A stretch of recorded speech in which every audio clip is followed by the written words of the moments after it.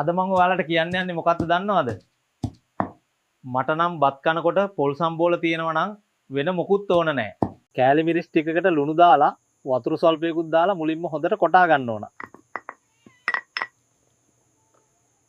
ඊළඟට අපිට කරන්න තියෙන්නේ මේ කොටාගත්ත මිශ්‍රණයට ගාගත්ත පොල් දාලා නැවතත් කොටා ගන්න එකයි.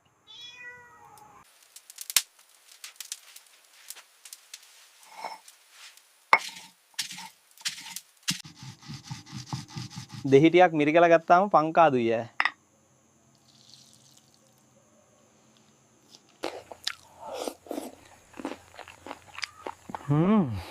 සුදු කැකුළු උණු බත් ටිකක් කෑවනම් මරු. අමතක කරන්න එපා මේකට රතු ලුණු, කොච්චි හෝ නයි මිරිස් එකතු කරගන්න. තව මේ බත් එකට පොල් සම්බෝලට අමතරව පපඩනුයි පරිප්පුයි තිබුණම තමයි සුපිරි කන්න පුළුවන් බඩ පැලෙනකම්.